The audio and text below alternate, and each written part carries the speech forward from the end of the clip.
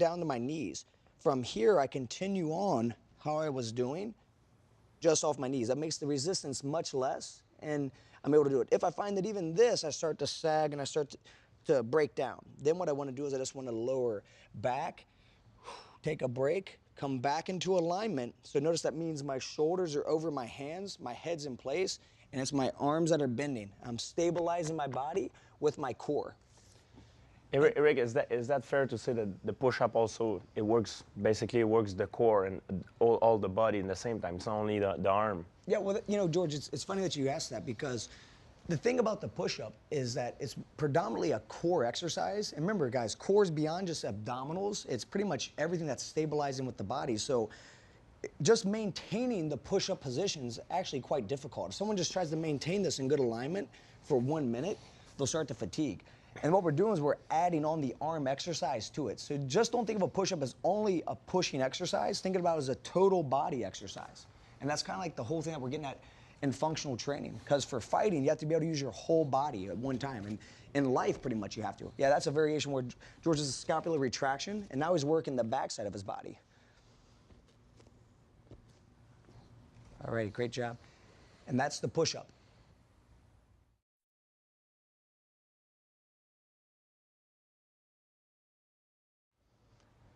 The sit-up is a very basic motion that I think everybody's probably done once or twice in their life. Whether we even realize, sometimes we just sit up out of our bed. So spinal flexion is really what we can call this, okay? And what we're doing when we do a sit-up is we're trying to use the abdominals, actually use our neck flexors here too. So pretty much think of the spine as not just here in this little area, right? It's the whole entire spinal column. And it's the idea of bringing everything forward. So that idea of flexion is a very essential movement pattern. One of the easiest ways to train this is by doing a sit-up. And you'll see this in the warm-up. So George, let's go and come up, where George starts to raise up in the air. Good. Now, as you lie down, let's bend the knees and do a traditional sit-up. Now, where you take your elbows down towards your hips and you sit all the way up. Just widen your feet out a little bit if you can, George. Good. And these are all good variations. Now, you'll find, like, throughout a fight, you probably sit up quite a bit, right? I mean, absolutely. Like, where you have to get up off the ground if you get taken down? Absolutely, on the ground, and also standing up, I think just a basic punch, sometimes you need to crunch down, and yeah, kind of cover. That's when the abdominal comes into play. And remember, anything like this is spinal flexion, and this is going to require the abdominal muscles to contract. Now, we can overload this pattern by putting a weight in your hands. Just using your body weight sometimes is enough. So there's a lot of variety in how to do this. And you'll find that sometimes for some people, a full sit-up can be sort of like jarring on the spine. Sometimes you have difficulty with that. If that happens to be the case, there's nothing wrong with just doing an abdominal crunch variation. The key thing is we don't want to yank the head forward. We just want to kind of put our fingers here, or we can even cross over here. And when we do this, we just bring the shoulder blades off the ground and lower it out. So this is a modification for people who might find the full sit-up to be difficult. You can always do a partial motion. Then eventually, as you get stronger, work yourself into a full range of motion. And that's the sit-up.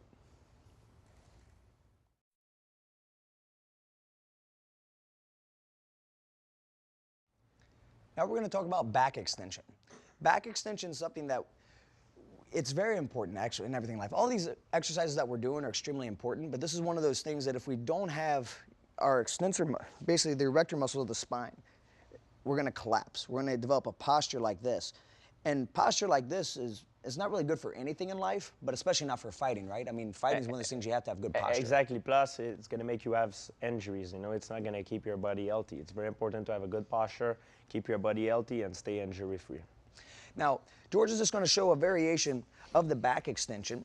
And so you can lower down here, George. You can do the more difficult one, and that's this. That's the opposite. But you can also just do it off the knees, too. So if George goes down, if you notice when he gets up here, so yeah, he's got to activate all this. Now, this has a little bit more to do than just back extension. That has glute activation. Now, here, he's pretty much extending throughout the spine. He's working all these muscles. Now, the glutes work here, too. And this is one of the kneeling opposites, or just the prone position opposites, is an advanced form of back extension with also glute activation and various other things. Now, when he goes down, this is pretty much showing, I think, back extension in a more pure form, although we are also encompassing pretty much everything here on the posterior chain. And just, George, if you can tilt your chin in, what's happening is he's pretty much contracting from head to toe, all the way down his spine, all the way throughout. And yeah, you can go ahead and relax down, George.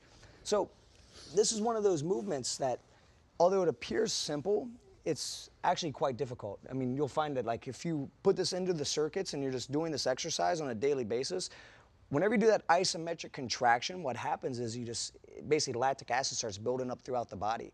But as you do it more and more, you start to develop a tolerance to it and you get stronger and you actually develop better posture where you can stay upright or perform a takedown more efficiently or a guard pass more efficiently.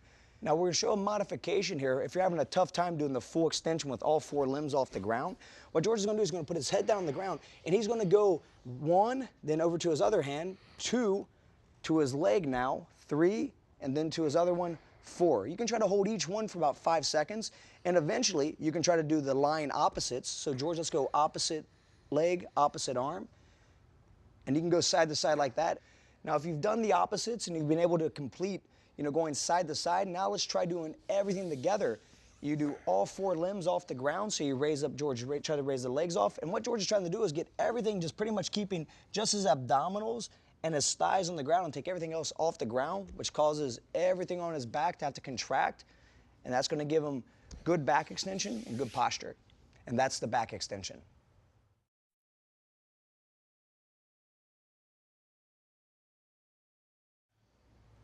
Now let's talk about rotation. You'll find in this program there's a lot of movements that require us to rotate, moving our shoulders around our spine. This is a consistent theme you'll find pretty much throughout fighting too, right? I mean, to throw a punch, to throw a kick, to almost do any type of judo-style takedown, there's almost always a rotational component. Absolutely, it's a natural movement pattern of the body. You can see this in every movement, every technique in mixed martial art. And you'll find that as we're doing these rotation movements, sometimes we take a pose where we're just moving our shoulders around our spine, but our spine pretty much stays looking straight ahead. Sometimes we'll follow. So you notice if George is doing now, he's following. Now, George, let's shorten up your range of motion, but let's stay looking straight ahead with no movement from the head whatsoever, just your shoulders moving around. And these are both acceptable forms of rotation.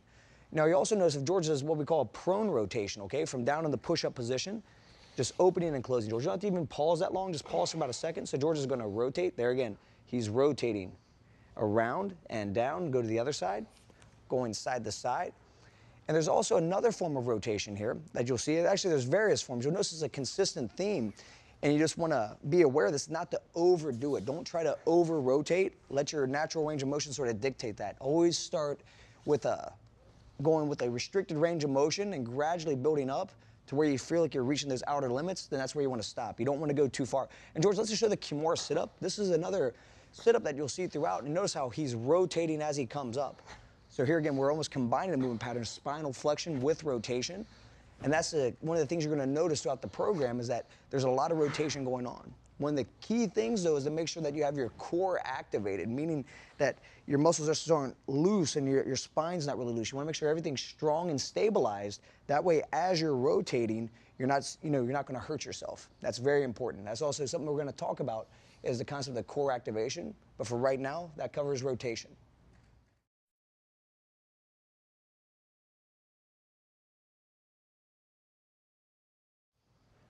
Now let's talk a little bit about core activation. Core activation is one of those things that it's actually very complex if you want to talk about it, because we can get into debate on what part of the core are we talking about. Are we talking about the core of the knee and the intrinsic stabilizers inside the knee or whatever little joint. But a consistent thing we're talking about, basically the stabilization of our midsection of the spine. That's what you're going to hear. You're going to hear core activation throughout, and you're going to pretty much every exercise that we do, it has to be done first. We have to activate the core before we squat. We don't want to have a loose core because then everything tumbles in. So we always have to keep the body active. One of the best examples, the simplest way I can explain this, and for George and for everybody at home, if I were to be in front of George, I'm going to punch him as hard as I can in the stomach. So say if you're in a square stance, George, and you were to activate your core, you were to brace for this punch to the stomach, what would you do? Exactly. Now you saw what happened there. We'll go ahead and do it again. He braces, now everything here tightens up. That's the transverse abdominis muscle. It's kind of like this little girdle that's tightening everything up. It's activating your diaphragm, your rectus abdominis, all of these muscles around here. Everything's doing its job to keep the spine in place. So, well, in this case, so you can brace for a punch, but also if you were to lift a heavy weight, you'll find almost any movement that you do, That's going to become what you do before you do your movement, whether you're going to take off